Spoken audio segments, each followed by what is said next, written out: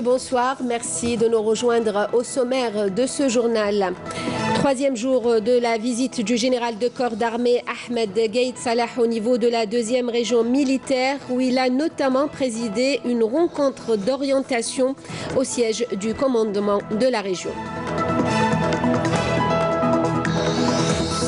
Le ministre de l'Intérieur et des collectivités locales a clos sa visite de 3 jours hier dans la wilaya de Tamanrasset par une rencontre avec les représentants de la société civile. Nourdine Bedoui a affirmé que les régions frontalières bénéficieront d'un programme supplémentaire de mise à niveau.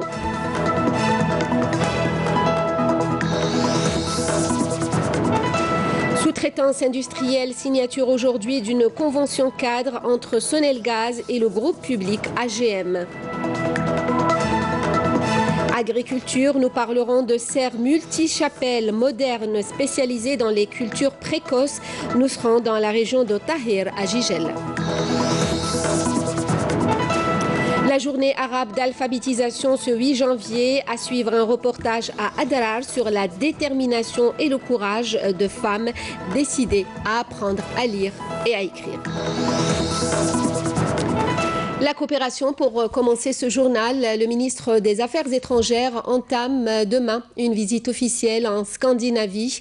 Une visite qui le mènera successivement à Copenhague les 9 et 10 janvier, puis à Helsinki le 11 et le 12. En réponse à des invitations de ses homologues danois Anders Samuelsson et finlandais Timo Soini. Au cours de ces 2 visites, le chef de la diplomatie algérienne passera en revue avec les responsables du Danemark et de la Finlande les différents volets des relations bilatérales et tout particulièrement le partenariat économique et commercial. Il aura à cette occasion des échanges de vues avec les responsables des pays visités sur les grandes questions régionales et internationales d'intérêt commun ainsi que certaines questions globales comme la lutte antiterroriste et la problématique de la migration. Lors de la 3e journée de sa visite au niveau de la 2e région militaire à Oran, le général de corps d'armée Ahmed Gaïd Salah, vice-ministre de la Défense nationale, chef d'état-major de l'armée nationale populaire, a présidé une réunion d'orientation au siège du commandement de la région. Il était accompagné du général-major Meftah Souab, commandant de la 2e région militaire. Dans son allocution, le général de corps d'armée a tenu à attirer l'attention sur une importante question ayant trait à certains individus et partis qui tentent, a-t-il dit, de préjuger sans véracité des prises d'opposition de l'institution militaire vis-à-vis des élections présidentielles. Selm Kasser. À l'entame et après la cérémonie d'accueil, le général de corps d'armée a observé à l'entrée du siège de la région un moment de recueillement à la mémoire du défunt Moudjahid Boudjnan Ahmed Dissi Abbas, dont le nom est porté par le siège de la région. Il a ensuite déposé une gerbe de fleurs devant la stèle commémorant sa mémoire et a récité la Fatiha sur son âme et celle de nos valeureux chouhada. À l'issue et en compagnie du général-major Meftah Souab, commandant de la région, le général de corps d'armée s'est réuni avec les cadres et les personnels de la région en présence des représentants des différents services de sécurité où il a prononcé une allocution d'orientation diffusée via visioconférence à l'ensemble des unités de la région et à travers laquelle il a mis l'accent sur les grandes missions nobles de l'armée nationale populaire qui s'attache immuablement à les accomplir amplement et parfaitement. Il a également attiré l'attention sur une importante question ayant trait à certains individus et partis qui tentent de préjuger sans véracité des prises de position de l'institution militaire vis-à-vis des élections présidentielles et s'arrogent à chaque fois le droit de parler en son nom par tous les moyens, notamment les médias.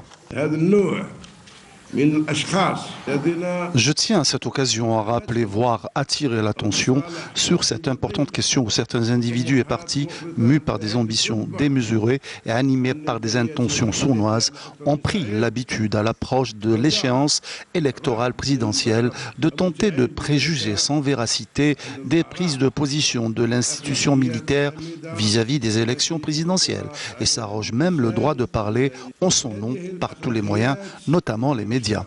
Tel est ce genre d'individus qui font prévaloir leurs intérêts personnels étriqués et leurs ambitions démesurées qui n'est absolument pas en rapport avec leur véritable capacité sur plus d'un plan.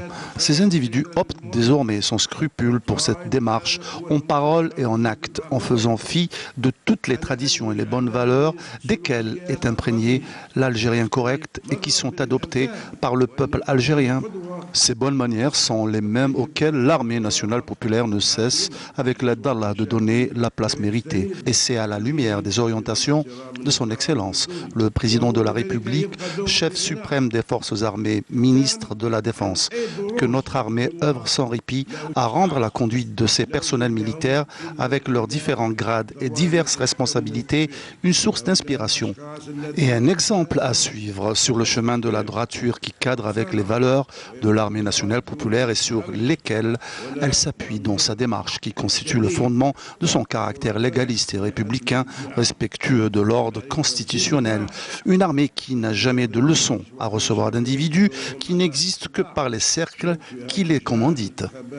Perdant le sens de la mesure, ces individus s'accordent une vocation et une dimension qui ne sont pas les leurs et se lancent sans aucun scrupule dans des affabulations débridées découlant d'un narcissisme maladif qui les pousse jusqu'à prétendre bien connaître le haut commandement de l'armée nationale populaire pour prévoir sa position vis-à-vis des élections présidentielles. Grave dérive qui dénote d'un seuil inquiétant d'inconscience que seule l'ambition aveugle peut provoquer.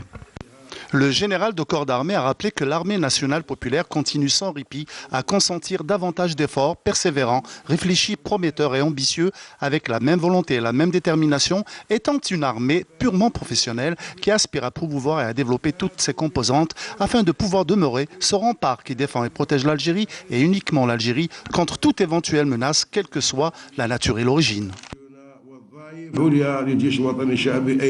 Ils font semblant d'oublier que les efforts consentis par l'armée nationale populaire sont des étapes franchies pour l'Algérie et exclusivement pour l'Algérie. Ces étapes s'appuient en réalité sur une stratégie clairvoyante qui a permis de relever les multiples défis.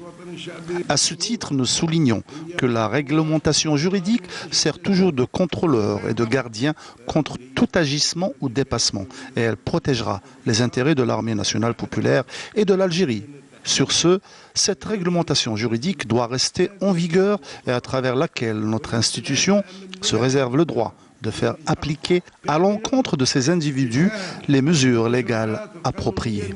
Le général de corps d'armée a visité l'école des cadets de la nation en Oran, où il s'est enquis des conditions de vie, des moyens pédagogiques mis à disposition avant de présider une rencontre d'orientation avec les cadettes et les cadets adressée aux 10 écoles des cadets de la nation déployées à travers tout le territoire national. Tamanrasset a bénéficié à la lumière de la visite d'une délégation ministérielle ces 3 derniers jours de nombreux projets de développement socio-économique.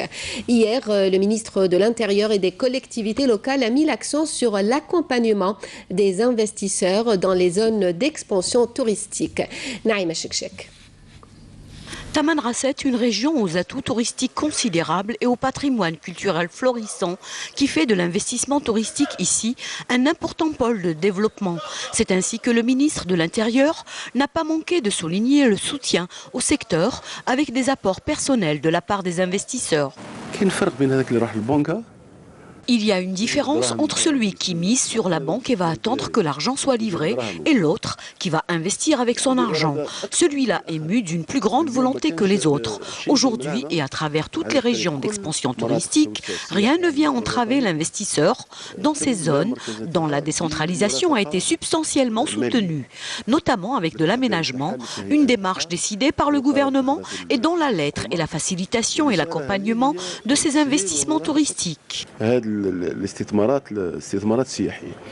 Tout investissement réussi est attribut de l'investissement dans le capital humain aussi. Depuis le pôle universitaire de Tamanrasset, soutenu par de nouvelles structures, Nourdine Bedoui relève l'importance de la formation. Le plus important à concrétiser, c'est bien la prise en charge de l'élément humain en promouvant la ressource humaine. Tous ces jeunes, ces étudiants, ces résultats de baccalauréat dans la wilaya de Tamanrasset et dans les autres wilayas du Sud nous laissent fiers. Et ceci signifie qu'il y a un travail de base qui se fait et qui donne des résultats concrets. Il est question de requalification dans tous les domaines de développement. Aujourd'hui, nous récoltons les fruits de ces politiques et de cette stratégie.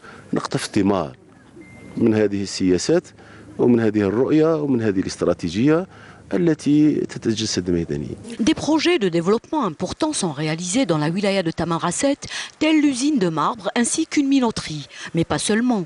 D'autres nouvelles infrastructures aussi réalisées ou en cours de l'être.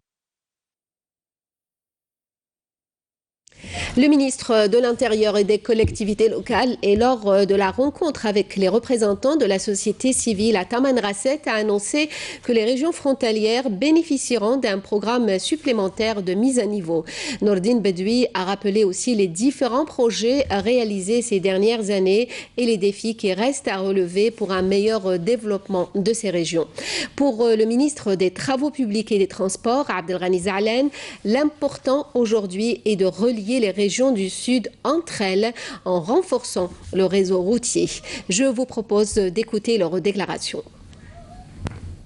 Les 20 années de développement avec la préservation de la sécurité et la stabilité sous la houlette du président de la République, Abdelaziz Bouteflika, ont semé la joie et l'espoir dans le cœur de toute une génération d'Algériens au prix fort. Et qui ne se souvient pas de cela? Aujourd'hui, nous avons tous l'obligation de prendre soin de nos acquis en aspirant à un lendemain meilleur et chacun de nous doit participer dans la construction de son pays. Alors gloire à tous ceux qui retroussent leurs manches pour construire leur pays, pareil pour tous ceux qui ont leur patrie dans leur cœur parmi les nations développées. Notre pays a connu et connaîtra encore des réalisations et des projets structurants touchant à tous les secteurs. On atteste l'année 2018 qui était une année prolifique en projets structurants pour notre Grand Sud.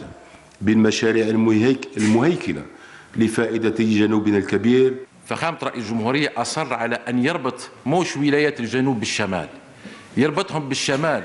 Le président de la République a insisté non seulement sur le rapprochement des wilayas du Grand Sud avec celles du nord du pays, mais également du rapprochement de ces wilayas entre elles.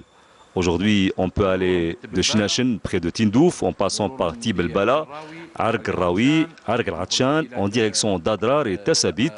Puis de Tessabit, la route passera toute en largeur par Aoulef, puis Insalah, pour arriver à terme vers les frontières sud-est du pays. En définitive, ces routes qui traversent toutes les wilayas créeront une vraie dynamique économique, mais aussi sociale dans toute la région sud du pays, renforçant ainsi les liens qui existent déjà entre les populations de ces régions.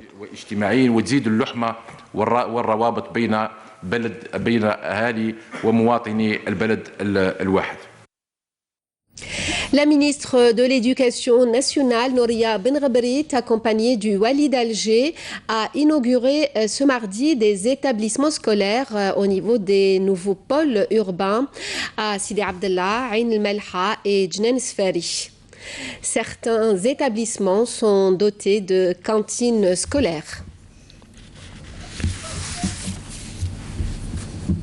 C'est la journée arabe d'alphabétisation ce 8 janvier. En Algérie, le taux d'analphabétisme a reculé à moins de 10% selon les dernières estimations grâce aux efforts fournis depuis plusieurs années déjà. Un exemple ce soir, où une mosquée a ouvert une quarantaine de classes pour les femmes qui souhaitent apprendre à lire et à écrire. Fatiha Bouarab, Naïma Haouch. Elles ont troqué les casseroles et les corvées ménagères contre les livres et l'apprentissage. Pouvoir lire et écrire, un rêve qui les a longtemps bercées. Aujourd'hui, c'est chose faite. L'objectif de ces sexagénaires a été atteint. Nous sommes à Adrar, où les ménagères ont rejoint les bancs de l'école avec le sourire.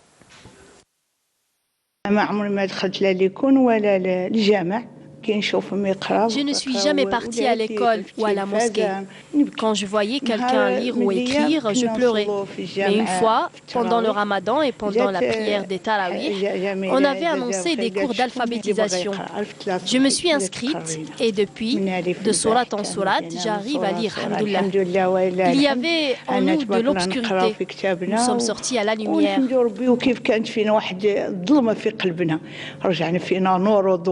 Cela fait 13 ans que nous avons commencé ces cours. Dieu merci, on a appris le Coran et on ne se connaissait même pas. Chaque mère veut apprendre à lire et à écrire, ce qui nous a poussé à donner un coup de main à ses mamans. Le rôle de cette mosquée a été déterminant pour la réussite de cette opération d'apprentissage. Nous avons dispensé des cours d'alphabétisation. Nous leur avons appris l'alphabet. En classe, nous avons des professeurs, nous avons entamé notre parcours avec des ardoises et nous sommes passés à l'apprentissage du Coran.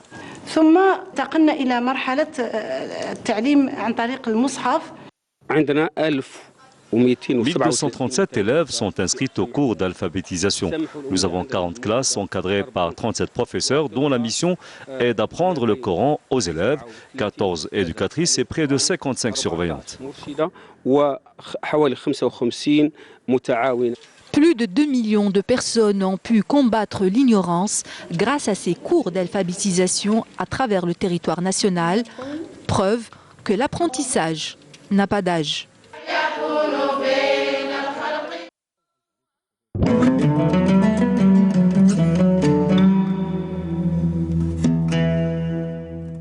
بسم الله الرحمن الرحيم إن الصلاة كانت على المؤمنين كتابا موقوتا صدق الله العظيم.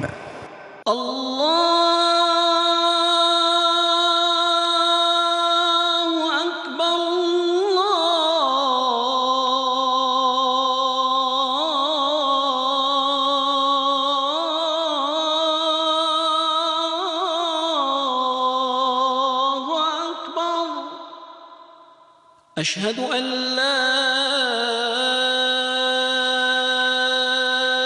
إله إلا الله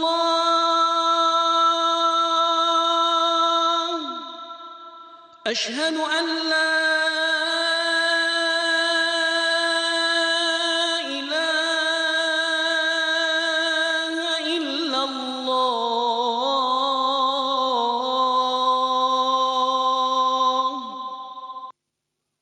أشهد أن محمدًا رسول الله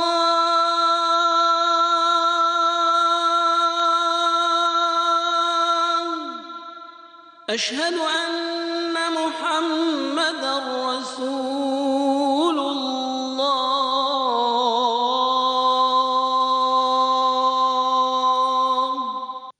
حي على الصلاة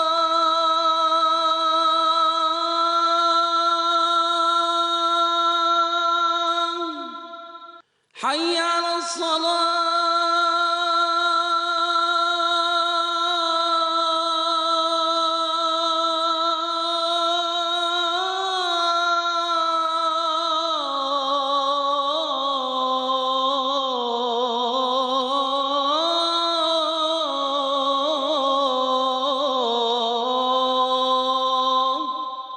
حي على الفلاح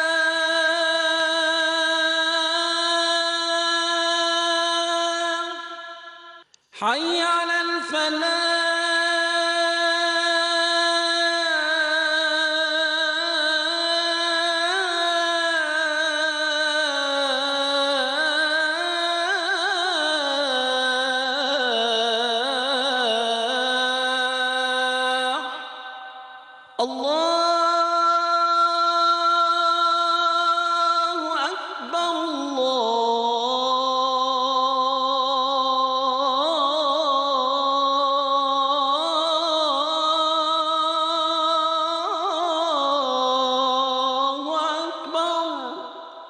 لا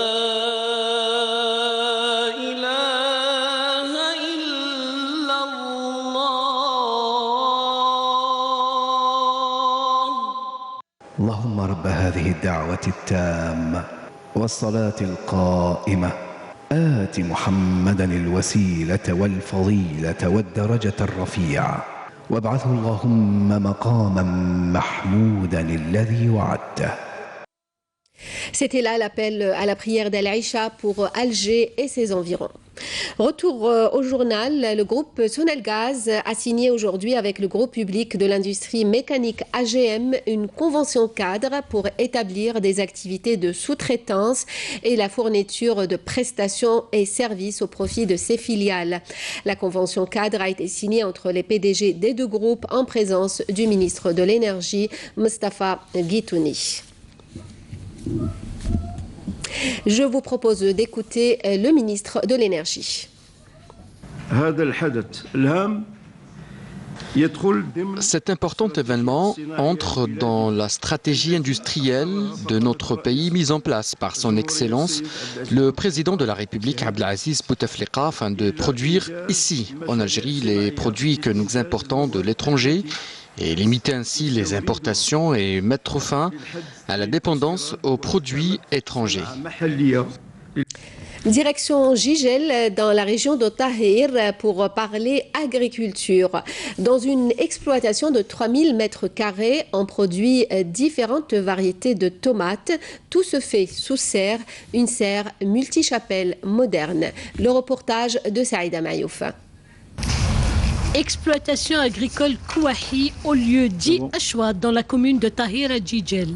Dans cet espace de 3000 mètres carrés, un premier constat, la production de la tomate est abondante, bien calibrée et de premier choix pour toutes les variétés cultivées ici. On a trois qualités de la tomate. C'est la tomate Tofan, Maxifor, Emperador. La troisième, c'est la Kawa. نقدروا نجريو لو كليما نتاعنا نقدروا نكومونديو في الاخر فلوطو ديميديتي نهبطوه نطلعوه باغ اكزومبل حنا في لاطومات نحتاجو مينيموم 86 84 ديميديتي لوطو ديميديتي كي يطلع لنا نقدروا نكومونديو فيه نحبسوه نهبطوه نطلعوه كيما نحبوا نديرو وعندنا ثاني لا كاليتي لا فاريتي تاع اسمو تاع لاطومات كي تحطها في الميلتي شابل وتربح لاوتور عندك لا ميلتي شابل تجي عاليه باغ اكزومبل تجي عاليه شويه هكذا نقدروا نربحوها باسكو لو غريفي هذه لاطومات غريفي تحتاج au minimum 7 متر. Alors نطلعوها 3 متر نعاودو نزيدو نهبطوها 3 متر ونقدروا نزيدو نطلعوها 2 متر 1 متر 80. Dans cette serre multichapelle, les plantations sont suivies régulièrement, voire minutieusement. La protection de la végétation contre toutes sortes de maladies reste de mise.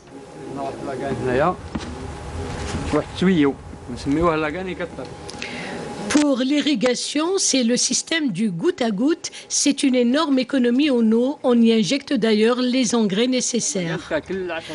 On traite nos plantes contre toutes sortes de maladies, notamment la mineuse de la tomate, qui, à défaut d'être traitée à temps, risque de causer des ravages sur le feuillage et donc sur la production elle-même.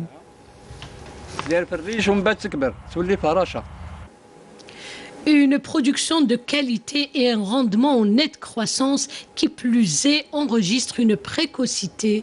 C'est là tout le propre des multichapelles. On passe de se généraliser dans la wilaya de Jijel, pionnière en la matière. La plasticulture sous la forme classique des serres sur environ 1000 hectares. Mais actuellement, on a une bonne expérience en matière de culture précoce. Et c'est des cultures protégées sous serre, sous tunnel. Et actuellement, il y a l'introduction depuis 2011 de cette technologie, bien sûr, de l'agriculture, qui a permis de révolutionner un petit peu les cultures protégées. Elle permet d'obtenir des rendements qui dépassent les 3000 quintaux à l'hectare. C'est quelque chose assez considérable. Considérable, c'est le cas. Les multichapelles modernes utilisant les techniques de pointe ont dépassé et de loin les serres traditionnelles compte tenu de leur grande productivité et de leur gain de temps. Tiaret détient le record dans la production des céréales et des légumes secs pour la saison écoulée avec 6 millions de quintaux. La wilaya s'est donné comme défi de dépasser ce chiffre en organisant des campagnes de sensibilisation en direction des agriculteurs pour une utilisation rationnelle et efficace des engrais. Abdelmalek Ben Khaled Hassiba Abdallah.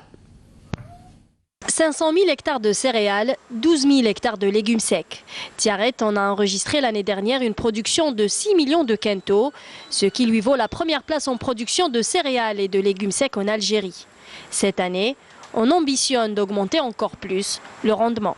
واليوم عندنا مناطق اللي الله يبارك نجوا 40 و50 ومناطق مازلنا نجوا 10 و8. Nous avons des terres qui donnent jusqu'à 40 à 50 quintaux, alors que d'autres produisent à peine 8 à 10 quintaux. Maintenant, nous travaillons pour augmenter les prochaines récoltes et les agriculteurs sont prêts pour ce challenge. يدير التحدي هذا. أصبحت البقوليات الجافة Les légumes secs sont récoltés aujourd'hui grâce à des moissonneuses batteuses, comme c'est le cas pour les céréales. Et c'est ce qui nous incite à produire ces légumes.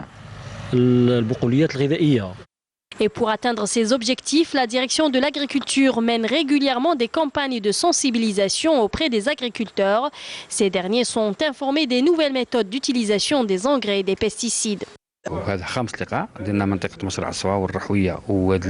Nous sommes à notre 5e rencontre à Tiaret. Nous sommes en contact permanent avec des agriculteurs pour les encourager à faire plus d'efforts, à leur apprendre également l'utilité des engrais et des pesticides.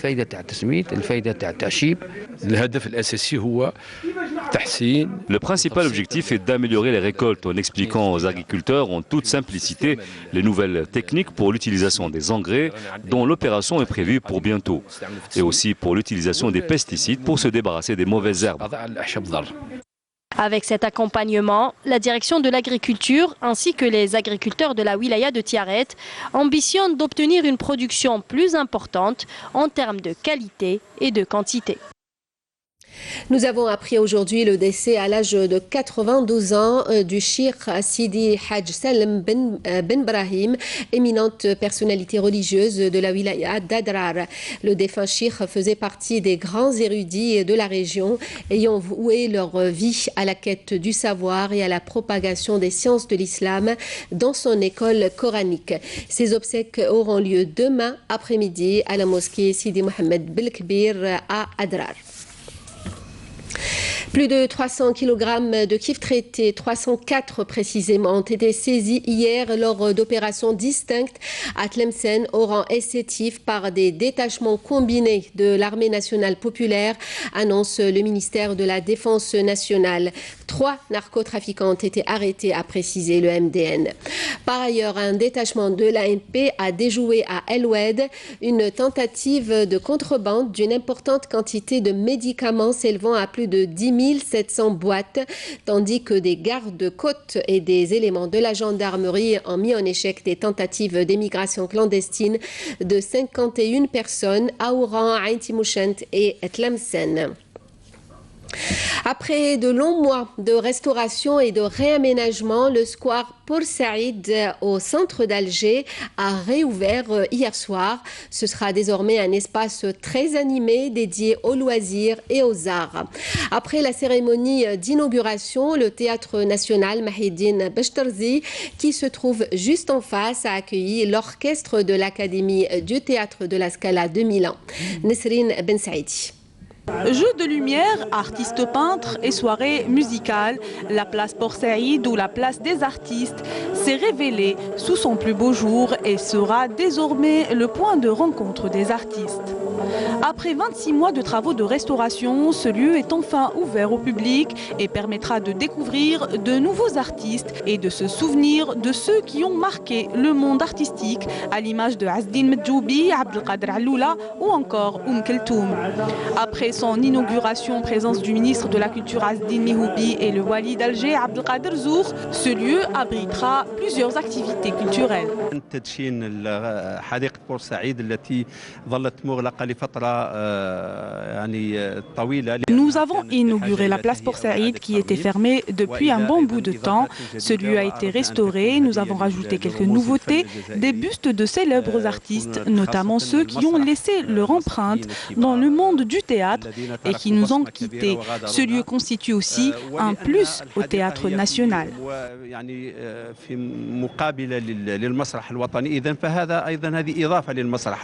L'enveloppe allouée par l'Assemblée populaire d'Alger est une enveloppe consistante de 16 milliards de centimes et il y aura un programme très riche par rapport à l'animation. C'est un espace culturel, donc il y aura de l'animation le mardi soir pour les enfants et vendredi, samedi, c'est des qa'adat chabi. Une inauguration qui a laissé place à un concert de musique classique et chant d'opéra. La Scala de Milan, sous la direction du maestro Paolo Carigani, a réuni 73 instruments et des voix pures et voluptueuses.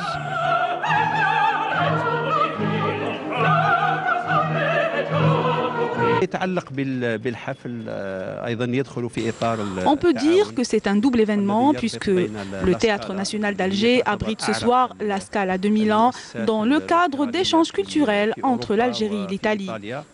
La volonté de créer des échanges réguliers entre le théâtre de la Scala de Milan et différentes institutions culturelles en Algérie s'est traduit par ce premier concert animé au Théâtre national.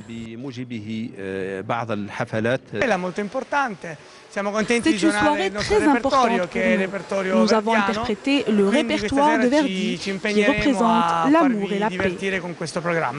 Durant 2 heures, le public a pu apprécier les voix pures et percutantes d'Anna Perozzi, Stefano Secco, interprétant en 2 parties une dizaine d'extraits d'opéra peu repris en Algérie. Attenante à la vieille ville, la Casbah de Béjaïa fait peau neuve. Les travaux de restauration qui avaient duré une éternité sont en passe de prendre fin, nous dit Nakhla Al-Arbi. Relancée en 2015 et alors qu'elle était à l'arrêt jusqu'en 2013, la restauration de la Casbah de Béjaïa qui aura vu passer Ibn Arabi, Fibonacci, Ibn Khaldoun et bien d'autres savants, historiens et autres mathématiciens est sur le point de prendre fin. Cette ville médiévale a connu le passage de plusieurs civilisations. Plusieurs grands savants comme Ibn Khaldoun y ont séjourné. Les travaux de restauration connaissent un rythme appréciable. Cela dit, nous avons pris la décision d'entreprendre d'autres travaux qui n'avaient pas été pris en compte jusque-là. Cela entre dans le cadre du programme du président de la République portant sur la restauration de tous les monuments historiques et tout ce qui concerne la mémoire collective du peuple algérien, avec une enveloppe financière de plus de 25 milliards de centimes. Toutes les parties, voire les sous-structures de la citadelle sont concernées par le projet de restauration. La mosquée, le fort, les entrepôts, etc. La main-d'œuvre est locale et il en est de même pour les matériaux utilisés pour ce faire. Il n'y a pas assez de fabricants qui يخدموا la brique pleine كما l'original كما لقيناها هنايا. عندنا مشكل تاع التمويل في هذا الشيء. De temps en temps في بريان ثاني نلقاو ان مونك تاع لاشو. والمشكل الاخر في la main d'œuvre. On est en train de former la main d'œuvre هنايا localement. C'est-à-dire نجيبوهم on les forme. Voilà, on les forme في la restauration parce que ce n'est pas كما les chantiers classique. Les entrepreneurs ont redécouvert et sont revenus vers des métiers et des techniques anciens, voire disparus, en allant du choix du matériau jusqu'à la fabrication.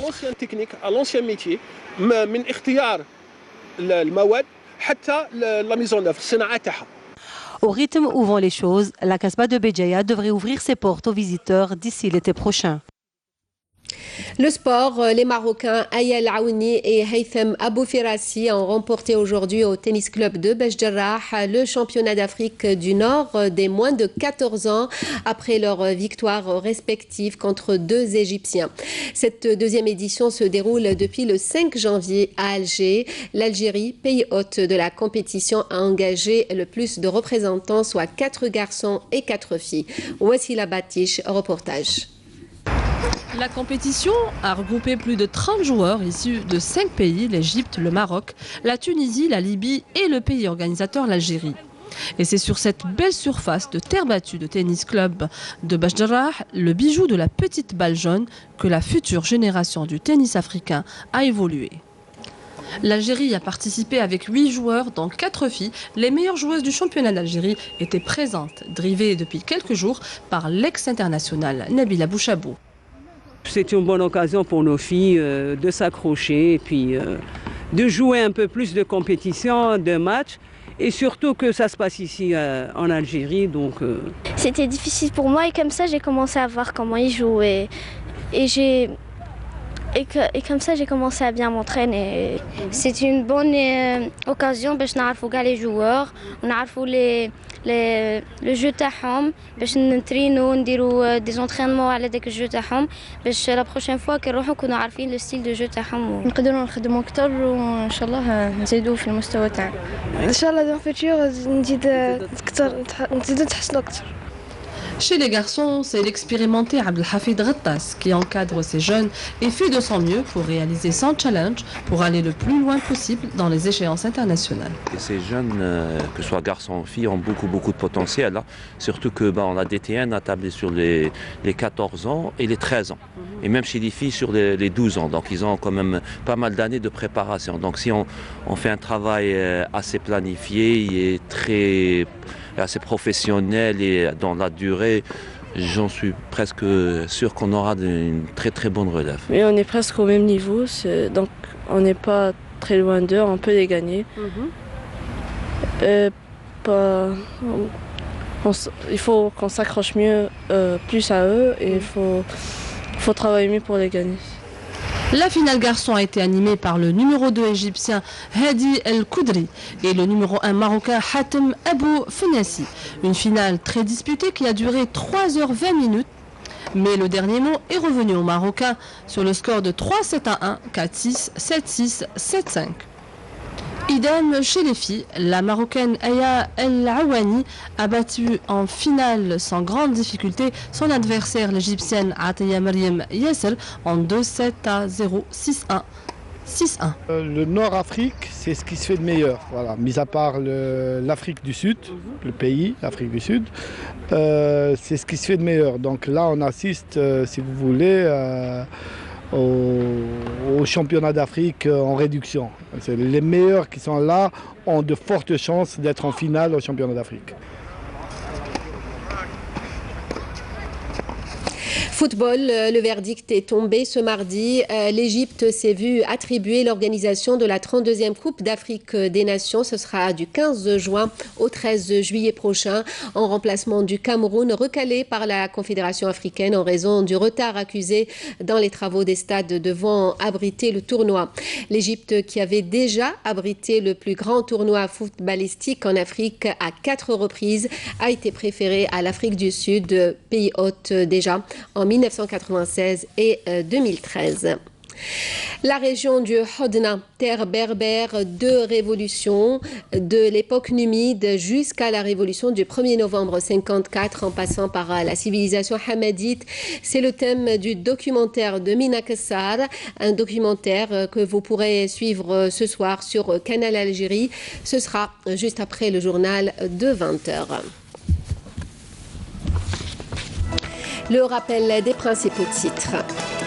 Troisième jour de la visite du général de corps d'armée Ahmed Gaït Salah au niveau de la 2e région militaire où il a notamment présidé une rencontre d'orientation au siège du commandement de la région. Le ministre de l'Intérieur et des collectivités locales a clos sa visite de 3 jours dans la wilaya de Tamanrasset par une rencontre avec les représentants de la société civile. Nordine Bedoui a affirmé que les régions frontalières bénéficieront d'un programme supplémentaire de mise à niveau.